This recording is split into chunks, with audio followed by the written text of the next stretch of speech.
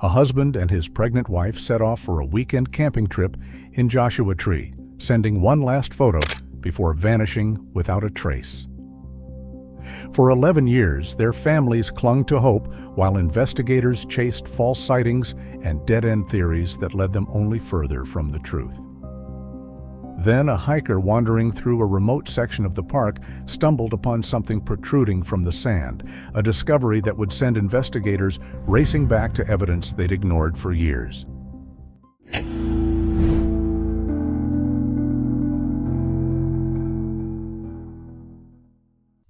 The last message from the desert arrived with the sterile ping of a satellite connecting to a device miles above the Earth. For Chloe, Jenna Dellinger's younger sister, this modern miracle was a source of comfort. Her sister, 7 months pregnant and camping in the vast primitive expanse of Joshua Tree National Park, was still reachable. The photo that materialized on Chloe's phone screen was pure joy. Jenna, radiant and round-bellied in a blue sweater, seated before a lime-green tent. Behind her, her husband Marcus knelt, his arm protectively around her, a wide, happy grin splitting his bearded face. The image was a perfect capsule of their excitement, a final adventure before their world was forever changed by the arrival of their first child. A text followed moments later. All set up for the night. The desert is beautiful. Love you. Chloe had replied instantly, sending back heart emojis and a reminder for Jenna to stay hydrated. Then she had gone to bed, picturing the couple under a canopy of brilliant desert stars. That was yesterday. Now the afternoon sun was casting long shadows across her living room floor, and the silence from Joshua Tree had grown from peaceful to unsettling. They had a plan, a simple one born of Chloe's sisterly worrying. Jenna was to call by noon the next day, just to confirm everything was fine. It was a concession to Chloe's anxiety about her heavily pregnant sister sleeping on the ground, even with the comfortable backup of their new camper van parked nearby. But noon had come and gone. At first, Chloe reasoned it away. Maybe they slept in. Maybe they went for a short hike and lost track of time. The Starlink was new. Perhaps it was finicky. But as 1 o'clock became 3 and 3 bled into 5, the rationalizations wore thin, replaced by a cold, creeping dread. She called Jenna's phone. It went straight to voicemail. She called Marcus. The same result. The image on her phone, once a source of joy, now looked like a ghost. The smiles seemed frozen, the desert landscape behind them vast and menacing. The camper van, a symbol of safety and preparedness, was just a silent white box in the background. Every detail that had been reassuring yesterday was now a source of terror. Why hadn't they packed up and left? Why hadn't they at least driven to a place with a cell signal? The questions circled, each one darker than the last. By sunset, the knot of fear in her stomach was too tight to ignore. Her hands trembling slightly, she looked up the non-emergency number for the National Park Service dispatch at Joshua Tree. She explained the situation to a calm, professional voice on the other end of the line. A 37-year-old pregnant woman and her 42-year-old husband overdue for a check-in. She forwarded the photo, the last proof of life, and described their vehicle, a white Ram ProMaster camper van. The ranger on the phone was reassuring, but the underlying procedure was clear. This was now a priority. 2 park rangers were dispatched as the last light of day faded from the sky, their headlights cutting a lonely path into the immense darkness of the park. They knew the general area the Dellingers favored, a semi-secluded spot away from the main campgrounds. It took them nearly an hour of driving on paved roads and then graded dirt tracks before they saw it. Bathed in the stark white of their vehicle's searchlight, the scene looked exactly like the photo Chloe had sent. The white camper van was parked on a level patch of ground. About 30 feet away, the lime-green tent stood taut against the gentle night breeze. It was a perfect, peaceful tableau. As the rangers approached on foot, their boots crunching on the gravelly sand, the silence was absolute. There was no flicker of a campfire, no murmur of conversation. "Mr. Dellinger? Mrs. Dellinger? One of the rangers called out, his voice swallowed by the immense space. The only reply was the whisper of the wind through the creosote bushes. They circled the campsite. 2 camp chairs were angled toward a cold, unused fire pit. The tent flap was zipped shut. A quick look inside with a flashlight revealed 2 empty sleeping bags neatly laid out. They tried the doors of the camper van. Locked. Everything was in its place, tidy and expectant, as if the occupants had simply evaporated into the dry desert air. With the first light of dawn, the campsite transformed from a place of eerie silence into a full-blown crime scene. The area was cordoned off with yellow tape, a stark artificial boundary against the natural landscape of twisted trees and ancient rock. The initial park rangers had given way to county sheriff's deputies and a team of investigators. Their first priority was gaining access to the locked camper van, which sat like a sealed metal tomb in the center of the unfolding drama. Rather than break a window, they called in a locksmith, a decision rooted in the hope of preserving every shred of potential evidence. As the locksmith worked, the lead detective, a man hardened by years of investigating crimes in these vast empty spaces, surveyed the scene. Everything was too perfect. In his experience, when people went missing in the wilderness, their campsites were often a mess, a sign of a hasty departure, a medical emergency, or an animal attack. This was different. This was sterile. The click of the van's lock breaking the morning silence was jarring. The side door slid open with a smooth, metallic sigh, revealing the interior. The investigators peered inside, and the mystery only intensified. The small, custom-built living space was immaculate. A bed in the back was neatly made. On a small kitchenette counter, a half-empty bag of trail mix was clipped shut. A water bottle was full. And there, placed carefully side by side, were Marcus and Jenna Dellinger's wallets. An investigator wearing latex gloves carefully opened them. Inside was cash, credit cards, and their driver's licenses. Next to the wallets lay a secondary cell phone, an older model they likely kept for emergencies. And next to that, a bottle of Jenna's prenatal vitamins, a poignant symbol of the life that was supposed to be. The discovery of the wallets and phone was a critical turning point. People who choose to disappear, to start a new life, take their money and identification. People who get lost on a hike would have their wallets on them, and no one, absolutely no one, would leave their pregnant wife's essential medication behind. The scene screamed that whatever had happened to the Dellingers, it had not been planned by them. They had intended to return to this van.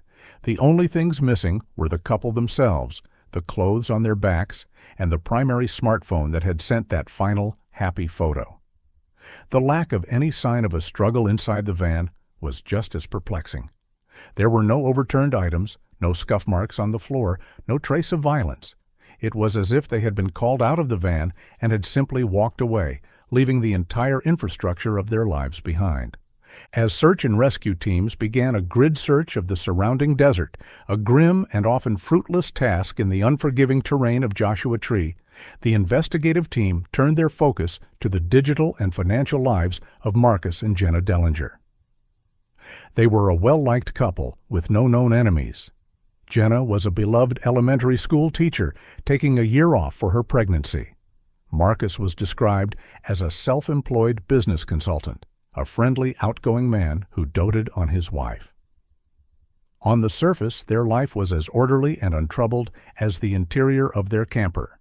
But in any investigation, the surface is just the starting point. The first crack in that perfect facade appeared 2 days into the investigation. A financial crimes detective, tasked with a deep dive into their accounts, found something the standard credit reports had missed. While their joint bank accounts and credit cards were healthy, Marcus Dellinger had another hidden financial life. He was carrying a staggering amount of private debt, sourced from high-interest, hard-money lenders. It was the kind of debt a person takes on when they can no longer secure conventional loans. It was desperate money. And according to the payment schedules, he was on the verge of defaulting. This discovery changed everything. Suddenly, Marcus Dellinger wasn't just a missing person. He was a man under immense secret pressure. He had a powerful motive to escape his life. The question that hung in the air of the detective's office was chilling. Was that motive powerful enough for him to discard his pregnant wife? The theory began to crystallize, and it was an ugly one. Perhaps the baby moon was a ruse. Perhaps Marcus, seeing no way out of his financial ruin, had concocted a desperate plan. This grim hypothesis gained terrifying momentum when a new lead came in. A bolo, be on the lookout, had been issued for Marcus. A gas station attendant working the graveyard shift in a dusty town over 100 miles from the park called the tip line. He remembered a man who matched Marcus's photo. The man had come in 2 nights after the Dellingers were last heard from. He seemed jumpy, the attendant recalled, his eyes constantly scanning the parking lot.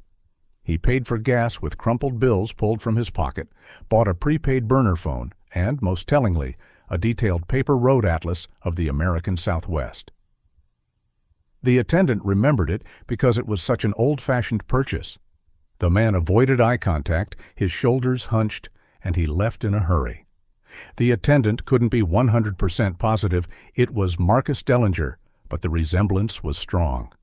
For the investigators, this was the missing piece. A man with a secret crippling debt. A wife who likely just discovered it. A remote location. And now a credible sighting of the husband, alone, buying the exact tools a fugitive would need to disappear off the grid. The narrative wrote itself. An argument in the desert turned deadly. Marcus, in a panic, hides his wife's body in the vast wilderness and flees, using a 2-day head start to begin his new life as a wanted man. The hardest part of the job was delivering this news to the family. The lead detective met with Chloe at her home. He laid out the facts as neutrally as he could, the discovery of the debt, the sighting at the gas station. He watched as the hope that had sustained her for days curdled into disbelief, and then into raw fury. She shot to her feet, her face flushed with anger. "No," she said, her voice shaking. "Absolutely not. Not Marcus." She told the detective about how Marcus had spent weeks building the baby's crib by hand, how he would read to Jenna's belly every night, how he cried with joy when they saw the first ultrasound. He wasn't a man running from his life. He was a man running toward it. "You're wrong," she insisted, tears streaming down her face. "He would die for her. He wouldn't hurt her. He is a victim, just like she is." In that moment, 2 irreconcilable stories were born. For the police, Marcus Dellinger was a fugitive and their prime suspect. For his family, he was another missing person, and the police were wasting precious time chasing a ghost. The initial, frantic energy of the search for Marcus and Jenna Dellinger inevitably slowed, then stalled, and finally dissipated like a desert mirage.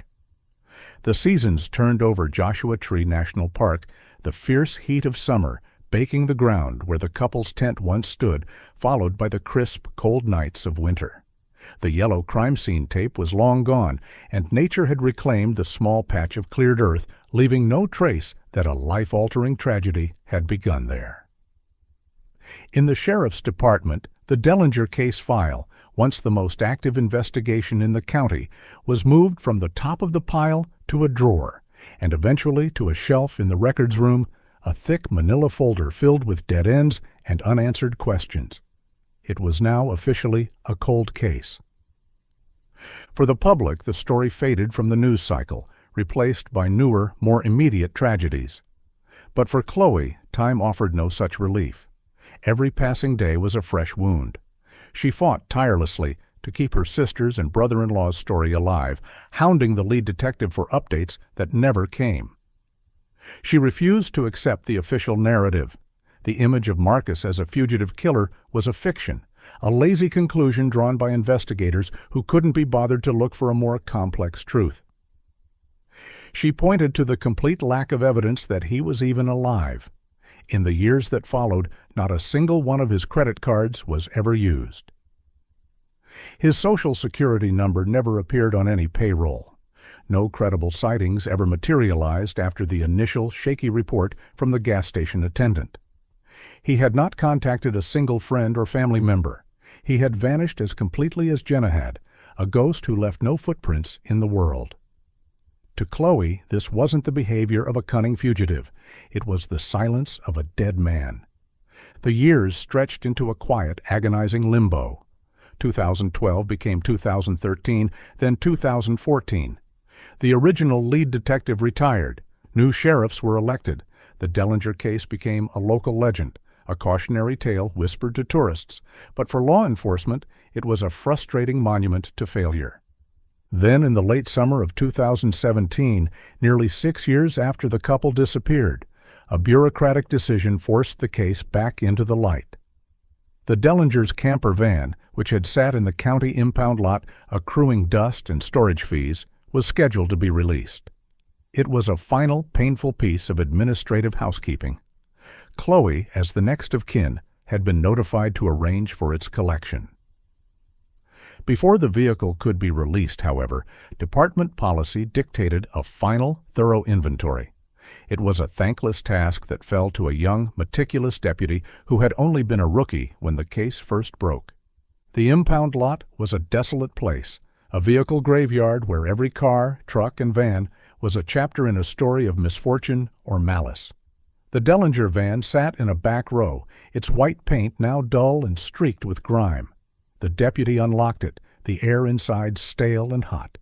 He began his methodical work, clipboard in hand, checking off the items listed on the original evidence manifest. Sleeping bags, camp stove, first aid kit. It was all there, a time capsule from that last fateful night.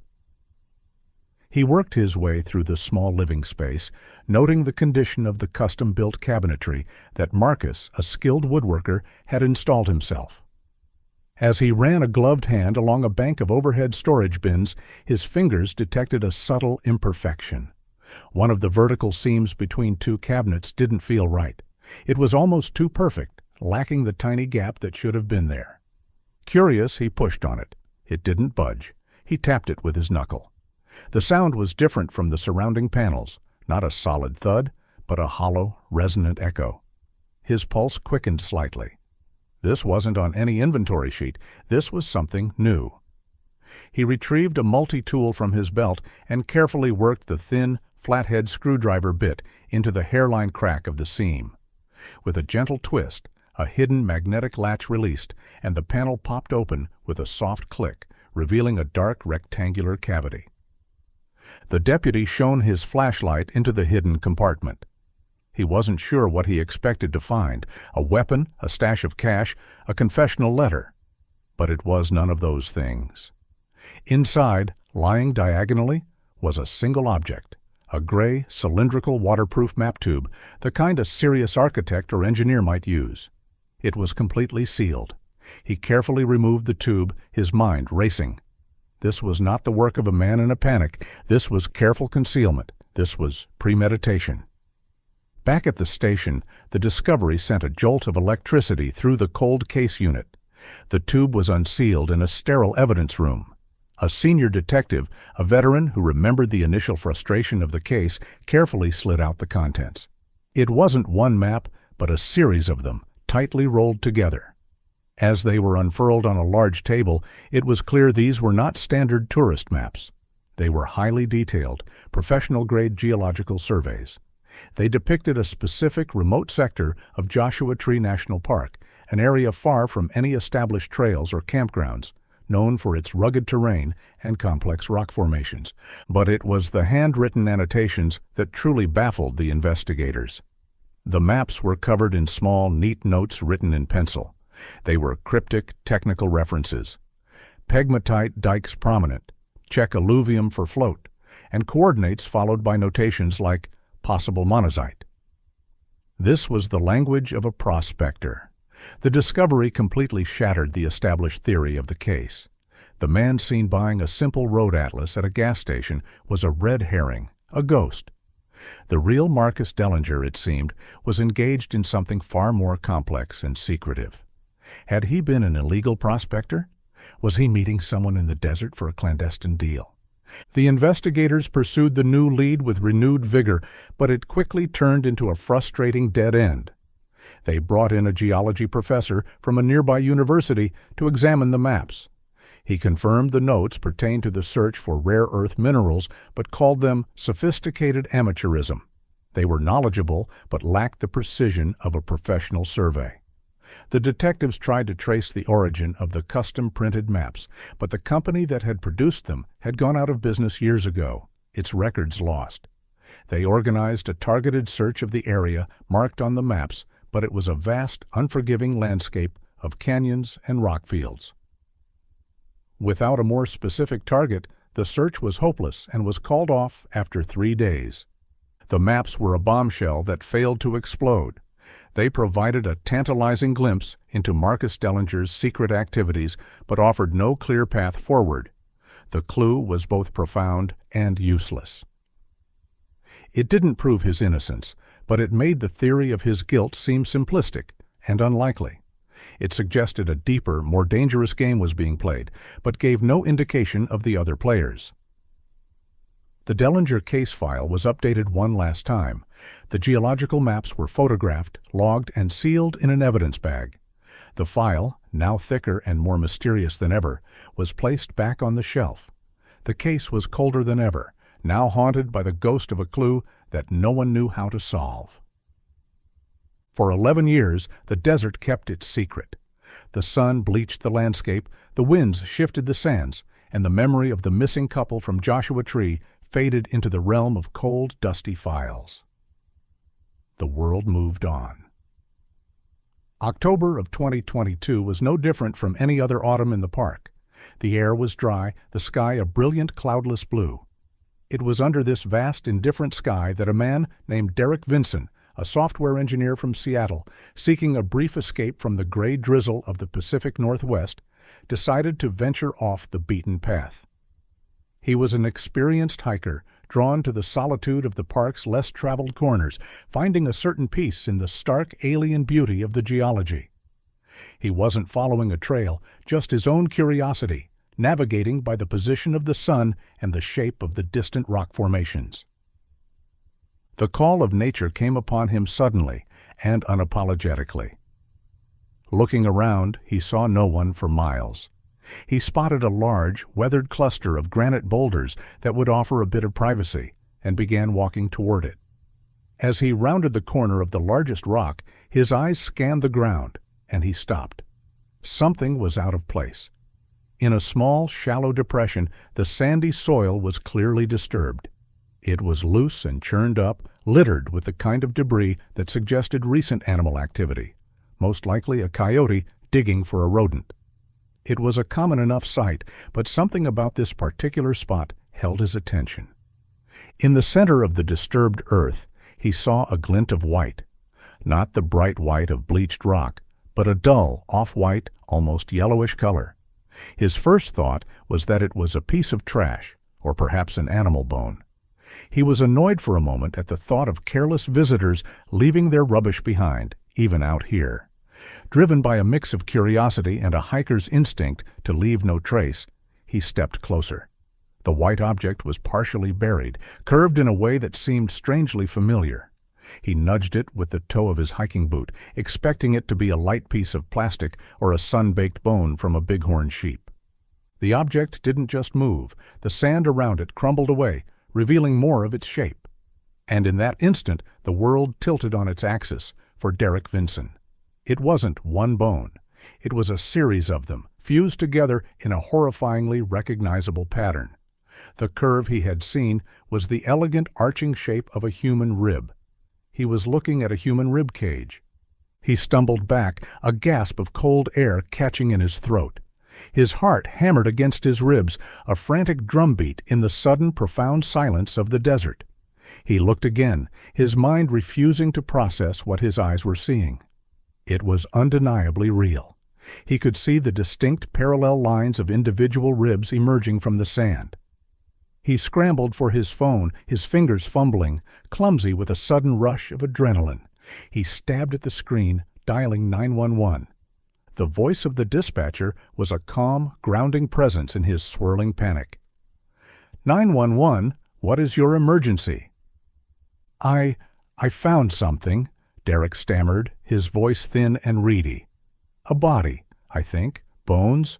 Human bones." The dispatcher's tone remained level, professional. "Okay, sir. Can you tell me your location?" Derek looked around wildly, the familiar landscape now feeling alien and threatening. He tried to describe his position, referencing the sun, the shape of the boulder formation, the direction he'd walked from the nearest dirt road. He could hear the clicking of a keyboard on the other end of the line as the dispatcher tried to pinpoint his coordinates. The process felt like an eternity. He was told to stay put, not to touch anything, and that units were on their way. After he hung up, he sat on a rock a good 50 feet away from the site, his back to it, unable to look again. He just stared out at the empty desert, the image of the ribcage burned into his mind. Within the hour, the silence was broken by the distant sound of approaching vehicles.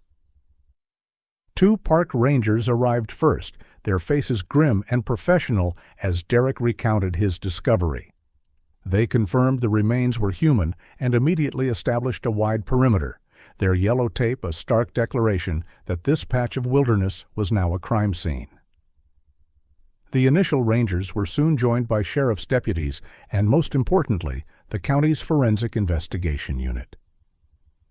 The lead forensic archaeologist, a woman with sun-weathered skin and eyes that had seen more than most, directed the operation with a quiet authority. This was not a recovery. It was an excavation. The process was painstaking, almost reverent. Her team set up a grid system over the shallow grave. They didn't use shovels. They used trowels, dental picks, and soft-bristled brushes. With the delicate precision of surgeons, they began to remove the layers of sand and soil, one grain at a time. As the afternoon wore on, the full extent of the burial was revealed. The skeleton was remarkably complete, preserved by the dry desert air. It was positioned in a seated, almost fetal position, with the knees drawn up toward the chest. The skull was intact, the empty eye sockets staring out at a world that had moved on without them for more than a decade. It was the skeleton of an adult female. As the team carefully brushed away the last of the sand from the abdominal and pelvic region, the lead archaeologist suddenly paused. She motioned for her colleague to look. There, nestled within the protective cradle of the female skeleton's pelvic bones, lay another, impossibly small and fragile skeleton. The tiny, delicate bones of a skull, a miniature rib cage, the thread-like bones of limbs. It was the perfectly formed skeleton of a fetus, lying exactly where it had been in its mother's womb. A hush fell over the entire team. Even the seasoned deputies looked away. This wasn't just one victim. It was 2. After 11 years of silence, buried under layers of sand and secrets, Jenna Dellinger and her unborn child had finally been found. The discovery of Jenna Dellinger's remains sent a seismic shockwave through the county sheriff's department. The Dellinger file, a cold case so dormant it was practically fossilized, was abruptly reactivated. This was no longer a missing persons case shadowed by the ambiguous possibility of a husband on the run. This was a homicide. The location of the grave in a remote, almost inaccessible part of the park immediately nullified the long-held theory that Marcus had killed his wife in a spontaneous fit of rage near their campsite and fled. This burial was deliberate, calculated, and required intimate knowledge of the park's hidden corners. The fugitive theory, which had guided the investigation for over a decade, evaporated under the harsh desert sun. The entire case had been reset to 0. A new task force was assembled, blending veteran detectives who remembered the original case with younger officers who brought fresh perspectives and familiarity with new forensic technologies. Their first and most critical task was a complete review of the mountain of old evidence. A detective named Miles Corbin, a man nearing retirement who had been a junior officer back in 2011, was assigned the painstaking job of rereading every report, every interview transcript, every dead-end lead in the original file. He spent 2 days immersed in the case's history, the faded ink and typewritten pages, a testament to a decade of frustration. On the 3rd day, he came across the supplemental report from 2017, the discovery of the hidden compartment in the camper van. He read the description of the waterproof tube and the geological maps found inside. He pulled up the digitized images of the maps, their surfaces covered in Marcus Dellinger's cryptic handwritten notes. A jolt went through him. He cross-referenced the GPS coordinates from the newly discovered gravesite with the annotations on the maps. It was a perfect match. The shallow pit where Jenna and her baby were found lay directly within a large hand-drawn circle on one of Marcus's surveys. The forgotten clue, the baffling discovery that had led nowhere 6 years prior, was suddenly the Rosetta Stone of the entire investigation. The maps weren't just a random curiosity, they were a direct link between the victim and the place of her burial. Marcus Dellinger hadn't been a simple tourist. He had been drawn to that specific, desolate spot for a reason. The question was no longer if he was there, but why? While Corbin was connecting the dots of the past, the remains of Jenna and her child were undergoing a meticulous examination at the county medical examiner's office. The forensic anthropologist assigned to the case faced a formidable challenge. 11 years in the desert had erased all soft tissue, leaving only bone. Determining a precise cause of death would be difficult, if not impossible. A visual inspection revealed no obvious signs of trauma, no bullet holes in the skull, no nicks on the ribs from a knife, no fractures indicative of a blunt force injury.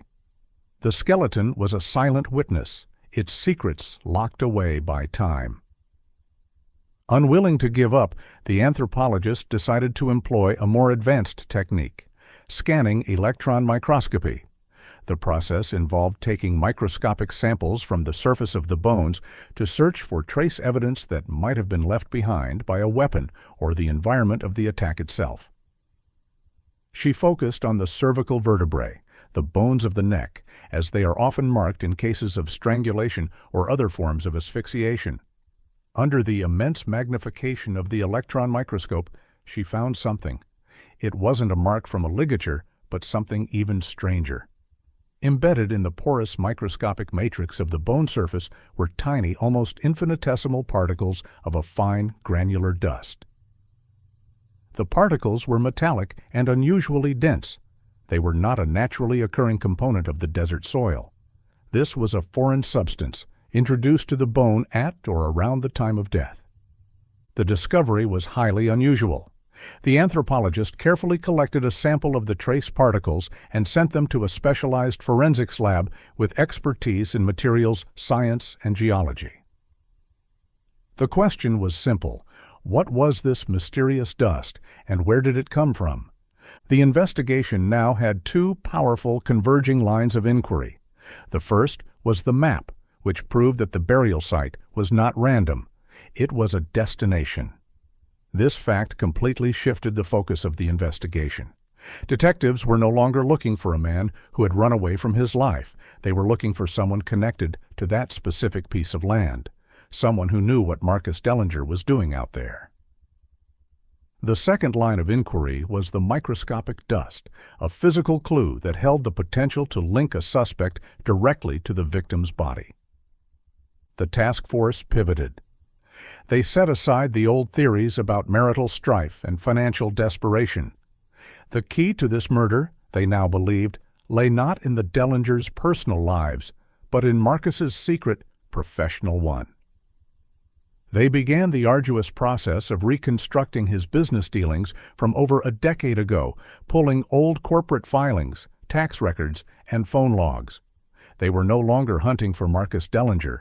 They were hunting for his associates. They were looking for the other player in the dangerous game that had led him and his pregnant wife to that desolate spot in the desert. The ghost of Marcus the fugitive was finally laid to rest, replaced by the image of Marcus the victim, a man who had stumbled upon a secret worth killing for.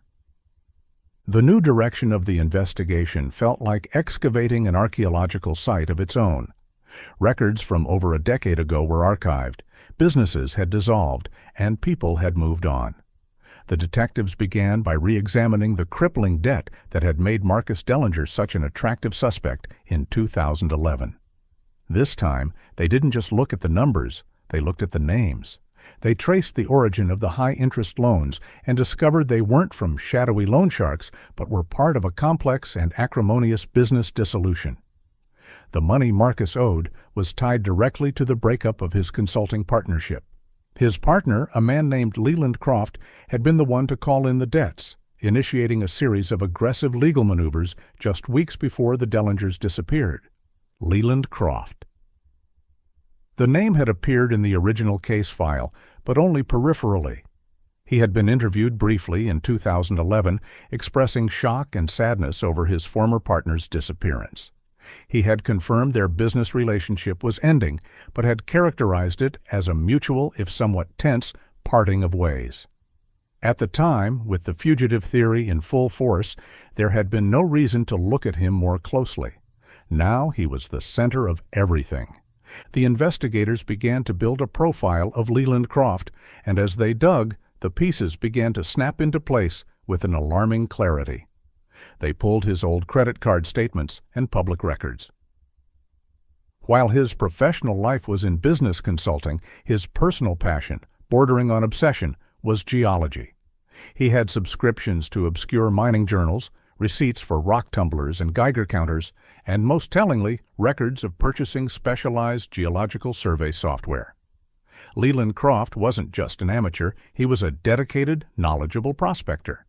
The cryptic notes on Marcus's maps suddenly made perfect sense. They weren't Marcus's notes. They were likely Leland's, or at the very least, they were written in his language. A new, chilling theory began to emerge, one that recontextualized every element of the case. The consulting business, the task force now believed, was a front, or at the very least, Leland Croft was using its legitimate operations as a cover for his true passion, illegal prospecting for valuable, rare earth minerals within the protected boundaries of Joshua Tree National Park. The partnership hadn't ended over simple business disagreements. It had ended because Marcus Dellinger, an honest man, had discovered what Leland was doing. The debt wasn't a sign of Marcus's failure, it was a weapon Leland was using against him in their dispute. The Baby Moon camping trip was now seen in a terrifying new light. It wasn't a final romantic getaway. It was a confrontation. Marcus, likely armed with copies of the maps and other evidence he had gathered, had gone to Joshua Tree not to relax, but to put a stop to Leland's operation. Perhaps he intended to gather final, irrefutable proof to turn over to the authorities. Or perhaps, more dangerously, he had arranged to meet Leland directly to confront him one last time in the very place where the illegal activity was happening. He had brought Jenna along, most likely under the guise of the Baby Moon, never revealing the true, perilous nature of their trip. The camper van wasn't just for comfort, it was a mobile base of operations for a man who was about to blow the whistle on a secret enterprise worth a considerable amount of money. Leland Croft was no longer a person of interest. He was the prime suspect. The motive was clear and powerful, silencing Marcus to protect his lucrative, illegal operation. The investigators revisited the original sighting at the gas station, the one that had sent the investigation down the wrong path for 11 years. They pulled the grainy surveillance footage from 2011. The quality was poor, but the man at the counter bore a definite passing resemblance to Leland Croft. Same general build, same hairline. It was now sickeningly clear what had likely happened. Leland hadn't just killed the Dellingers, he had brilliantly and cynically orchestrated the aftermath. He had murdered his partner and the only witness, then driven miles away to a random gas station, where he, a man who looked vaguely like Marcus, deliberately bought the items a fugitive would need. He had created a false trail, a perfect piece of misdirection that had successfully diverted all suspicion from himself for over a decade. He had not only committed the perfect crime, but had framed a dead man for it. The task force now had a solid, coherent theory, a compelling motive, and strong circumstantial evidence linking Leland Croft to the victim's secret activities and the location of the crime. But they knew it wasn't enough. A good defense attorney would tear it apart in court, dismissing it as speculation and coincidence. They had a story, but they needed proof. They needed something that physically tied Leland Croft to the murder of Jenna and Marcus Dellinger. The entire weight of the case now rested on the results from the forensics lab on the identity of the mysterious microscopic dust found clinging to Jenna's bones. Leland Croft was found in a small, sun-drenched town in central Oregon, a world away from the harsh deserts of Southern California. He was the owner and sole proprietor of Croft's Hardware and Feed, a tidy, well-organized store that smelled of sawdust, fertilizer, and honest work. When Detective Corbin and his younger partner walked in, Leland was advising a customer on the best type of fungicide for rose bushes. He was 54 now, thicker around the middle, his hair gray at the temples, but he had the same calm, assured demeanor they remembered from his original witness statement. He looked up, offering a polite, professional smile that faltered slightly when he saw their badges. He agreed to accompany them to the local police station to clear up some old questions with a sigh of weary cooperation, as if this were a tedious but necessary piece of bureaucratic red tape from a lifetime ago. In the sterile, gray-walled interrogation room, Leland's composure was a fortress. He sat back in his chair, hands resting calmly on the metal table, and projected an air of patient helpfulness. He listened as Corbin began, walking him back through the events of 2011. Leland's answers were smooth, consistent, and unchanged from his original story. Yes, the business dissolution with Marcus had been difficult. Yes, there was money involved. Partnerships end, he said with a dismissive shrug. It's like a divorce. It's never pleasant, but it's just business. Marcus was a good man, a bit of a dreamer. I was devastated when I heard what happened. Corbin pushed, presenting the first piece of new evidence. He slid a large color printout of one of the geological maps across the table. We found these, Leland, hidden in a secret compartment in Marcus's van. These look like a prospector's maps. Your notes, perhaps? Leland leaned forward, squinting at the map with mild curiosity. He chuckled, a dry, dismissive sound. My notes? Number Marcus got into all sorts of strange hobbies. He had a brief obsession with gold panning one year, then it was meteorite hunting.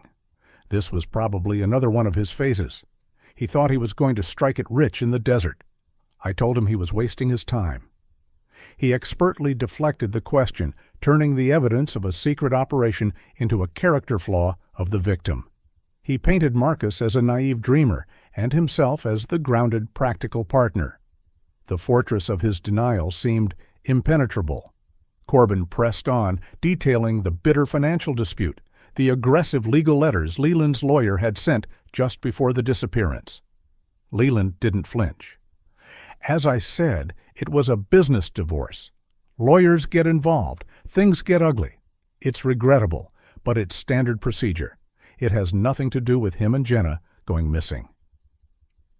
Every piece of circumstantial evidence the detectives presented, Leland caught and calmly dismantled with a plausible, rational explanation. For a moment, a sliver of doubt entered Corbin's mind. Was it possible they were wrong? That this was all just a string of incredible coincidences? Then came a knock at the door.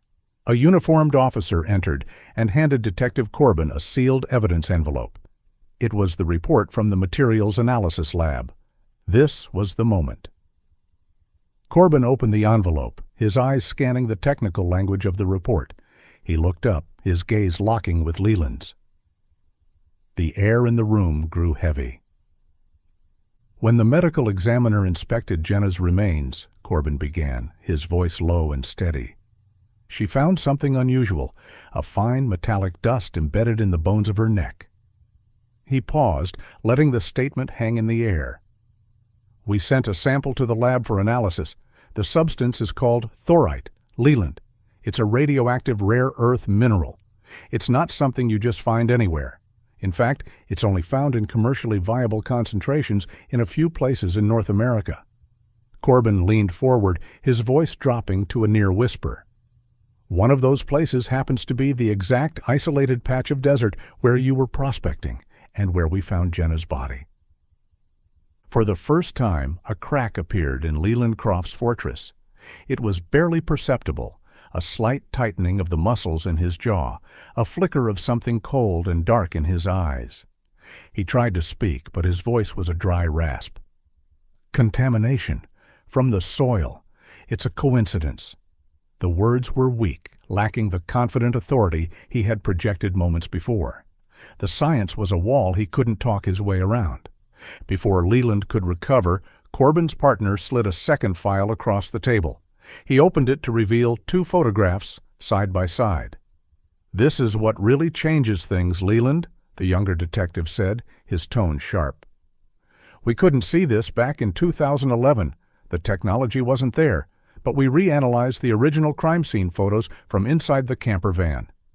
He pointed to the first image, a digitally enhanced, high-contrast picture of a faint dusty footprint on the van's interior step. It was now shockingly clear. He then pointed to the second photo.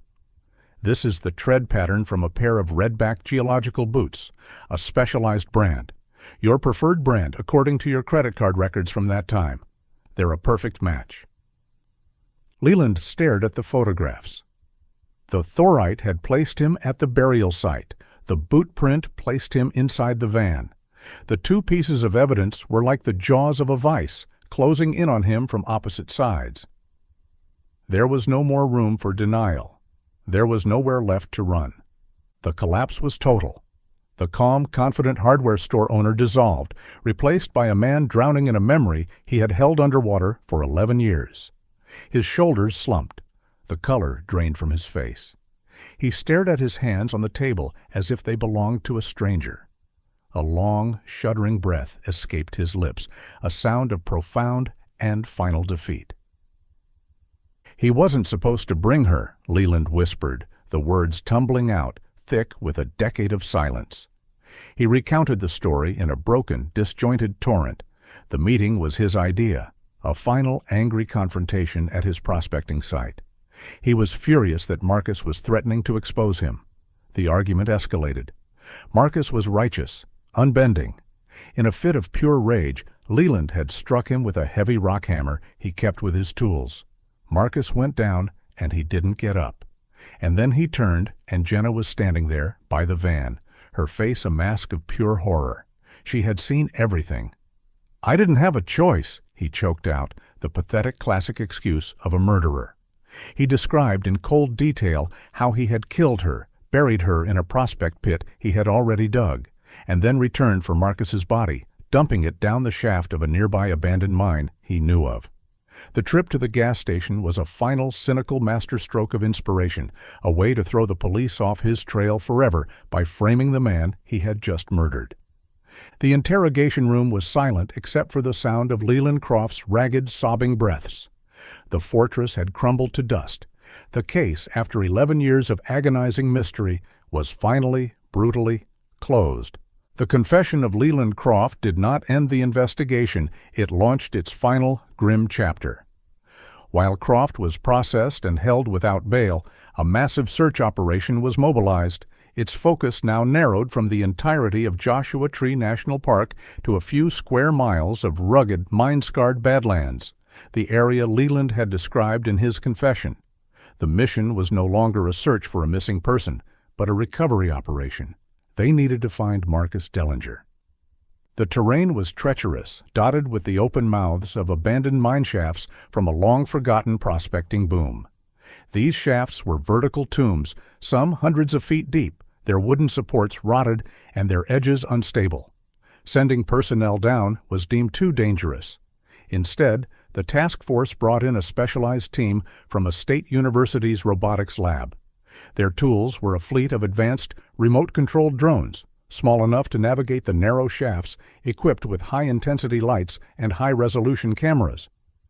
For 2 days, the operation unfolded under the relentless desert sun. The team worked methodically, moving from one abandoned mine to the next. The drone operators sat in the cool, air-conditioned darkness of a command vehicle, their faces illuminated by the green glow of their monitors, watching the live feed as the drones descended into the earth. The images sent back were claustrophobic and tense, rough-hewn rock walls, dangling roots, the occasional desiccated carcass of an animal that had fallen in. Shaft after shaft revealed nothing but darkness and debris. On the afternoon of the second day, a drone was lowered into a particularly deep and narrow shaft, one that Leland had marked on a map from memory. It descended past 50 feet, then 100. The darkness was absolute, broken only by the drone's powerful LED lights. At approximately 150 feet, the drone's camera tilted downwards, and the operator suddenly froze. At the very bottom of the shaft, tangled in a mess of discarded timber and rockfall, was a shape that was unmistakably human. The operator zoomed in, the camera lens adjusting to the darkness. The image sharpened, resolving into the chillingly clear sight of skeletal remains clad in the tattered remnants of clothing. A quiet, somber confirmation was relayed over the radio. They had found him. A specialized recovery team, using a complex system of ropes and harnesses, was dispatched to the shaft. The painstaking process took several hours. Finally, as the sun began to set, casting long, purple shadows across the landscape, the remains of Marcus Dellinger were brought back to the surface for the first time in 11 years.